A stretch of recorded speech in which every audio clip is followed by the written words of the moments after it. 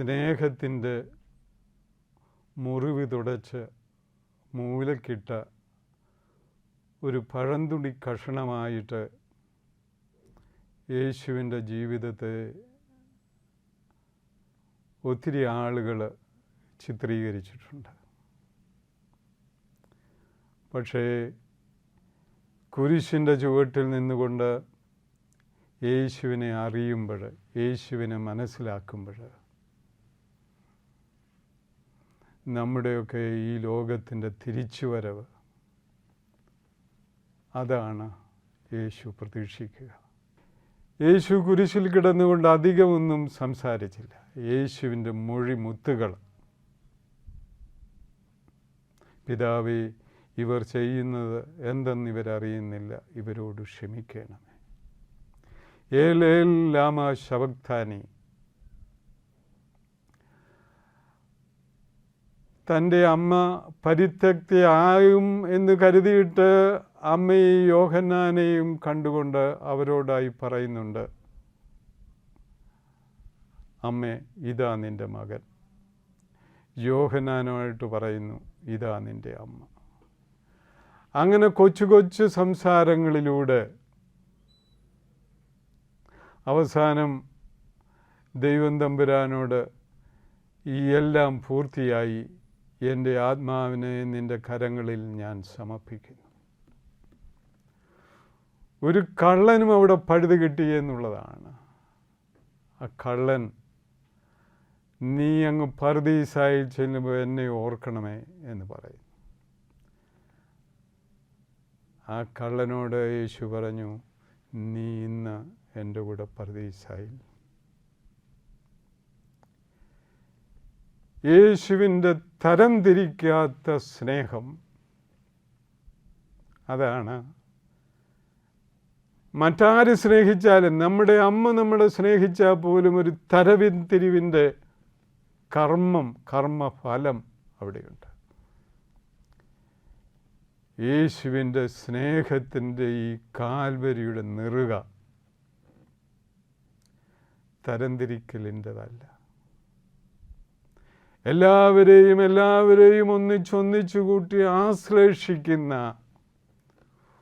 ഒരു സ്നേഹത്തിൻ്റെ പ്രകൃതം, അത് യേശുനാഥന് സ്വർഗസ്ഥനായ പിതാവ് കൊടുത്തതായിരിക്കാം.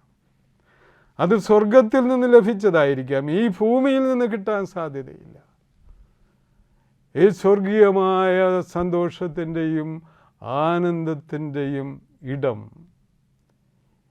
ഈ കുരിശിൻ്റെ ചുവട്ടിലാണ് എന്ന് നാം പറയേണ്ടിയിരിക്കുന്നു.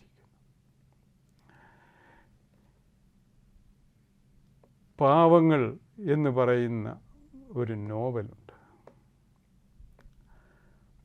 ലെസ് മിസറബിൾസ് എന്നാണ് ആ നോവലിൻ്റെ പേര്. ആ നോവല് അവസാന ഭാഗമല്ല, അത് ബിഷപ്പ്, അതിനകത്തൊരു ബിഷപ്പുണ്ട്. ബിഷപ്പ് ജയിൽ ചാടിയ ഒരു കള്ളൻ ഒരു ബിഷപ്പിൻ്റെ അടുത്ത് വരുന്നു. ബിഷപ്പ് അവനെ ആഹാരം കൊണ്ട് സംതൃപ്തനാക്കുന്നു.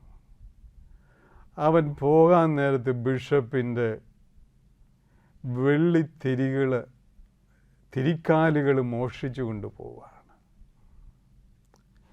പോലീസ് ഇവനെ പിടിക്കുന്നു. പോലീസ് ഇവനെ പിടിച്ചുകൊണ്ട് ഈ ബിഷപ്പിൻ്റെ അടുത്ത് വരുന്നു. പോലീസ് ബിഷപ്പിനോട് ചോദിക്കുന്നു, ഇത് അങ്ങയുടെ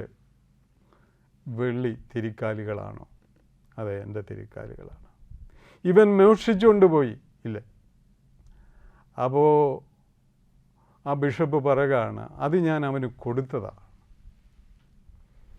നിങ്ങൾക്ക് ഇവൻ ആരാണ്? എൻ്റെ സഹോദരനാണ് ഇവൻ എന്ന് പറയുക. ഇതാണ് പാവങ്ങളെ പ്രശസ്തമാക്കിയ ഒരു സീനെന്ന് പറയുന്നത്. ഇതാണ്. ഇവിടെയാണ് പ്രിയമുള്ളവരെ ക്രൈസ്തവികതയുടെ കൾച്ചർ, ക്രൈസ്തവതയുടെ സംസ്കാരം നമ്മൾ മനസ്സിലാക്കുന്നത് ഇവിടെയാണ്. നമ്മുടെ രാജ്യത്ത് പ്രത്യേകിച്ച് കേരളത്തിൽ അധികമൊന്നും യേശുവിൻ്റെ ഈ ക്ലാസിക്കുകൾ, യേശുവുമായിട്ട് ബന്ധപ്പെട്ട ക്ലാസിക്കൽ സിനിമാസ് അധികമൊന്നും നമുക്ക് കാണാൻ സാധിക്കും.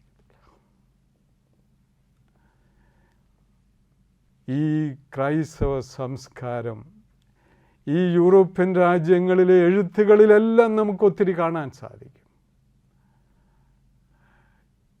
യൂറോപ്യൻ രാജ്യങ്ങളിലെ എഴുത്തുകാർ മുഴുവൻ ഈ ക്രിസ്തുവിനെ, ഈ സംസ്കാരത്തെ പ്രകീർത്തിച്ചവരാണ്. പ്രിയമുള്ളവരെ, നമുക്ക് ഈ ചരിത്രത്തിൽ നമുക്ക് കൊടുക്കാനുള്ളത്, ഈ കാലഘട്ടത്തിൽ ജീവിക്കുന്ന നമുക്ക് ഈ ചരിത്രത്തിന് കൊടുക്കാനുള്ളത്, ഈ മാനവ സംസ്കൃതിക്ക് കൊടുക്കാനുള്ളത് ഈ ഒരു സംസ്കാരം.